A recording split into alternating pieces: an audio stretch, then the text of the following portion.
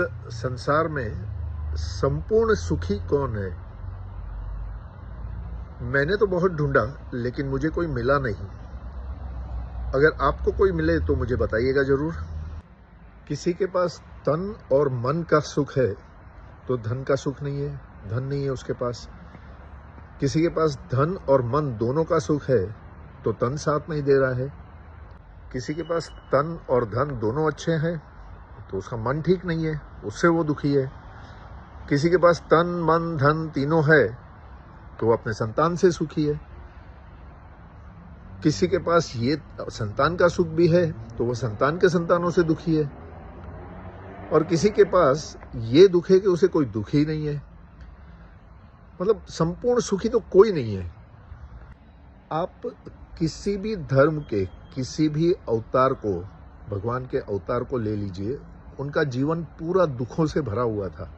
और याद कीजिएगा, ये जितने भी भगवान ने अवतार लिए मनुष्य के इस संसार में, और जब उनके ऊपर दुख पड़े तो उन्होंने एकदम स्वस्थ रहकर दुखों का सामना किया।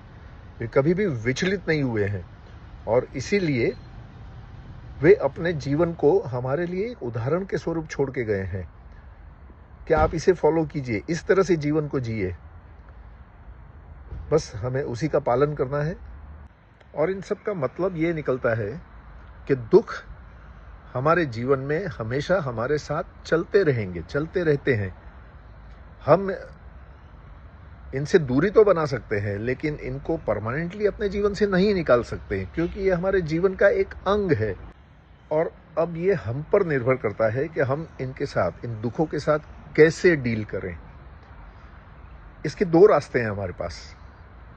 पहला ये कि दुख आने पर उसे अपने से भी बड़ा बनाकर उसे अपने कंधों पर बिठाकर घूमते रहें। उस दुख के आने पर उसके लिए कोई बलि का बकरा ढूंढे, स्केपगोट ढूंढे और फिर बस उसे कोसते रहें, उस व्यक्ति को कोसते रहें कि इसकी वजह से मुझे दुख आया, और दे रहें। दूसरा रास्ता है हमारे पास, दुख आया उसे अपने कंधों पर मत बिठाइए, उसे अपने पास में रखकर साथ में चलाइए। हमें अपने सुख की मंजिल की तरफ बढ़ते रहना है और दुख को साथ में लेकर पहली बात ये सोचनी है कि ये दुख आया क्यों, उसका कारण जानना है ताकि वो दूसरी बार ना आ सके। और दूसरा ये कि अब ये जो दुख आ ही गया है तो इससे डील कैसे करें। अपना ध्यान अपनी मंजिल की तरफ रखिए, आगे बढ़ते रहिए, जो भी हमने सोचा है उसकी तरफ।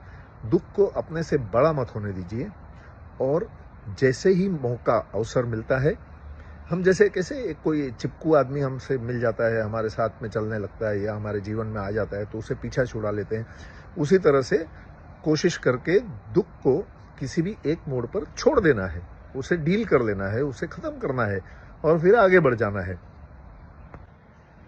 हमें बस ये सोचना है कि जैसे हम जब कार लेकर निकलते हैं अपने डेस्टिनेशन पे जाने के लिए, तो रास्ते में कई सारे सिग्नल्स पड़ते हैं, कई सारे हर्डल्स आते हैं, तो हम उनसे डील करते हैं, सिग्नल पे रुकते हैं, फिर उसे आगे बढ़ते हैं संभाल के, दूसरी गाड़ियों से बचते हुए हम आगे जाते हैं। उसी तरह से सारे जो दुख है वो सिग्नल से, रेड सिग्नल से, उनको डील करते हुए हमें सुख की तरफ आगे बढ़ना है अपने। चाहे दुख हो या सुख हो, कोई भी स्थिति परमानेंट नहीं है, बस हमें स्वस्थ रहकर उससे डील करना है।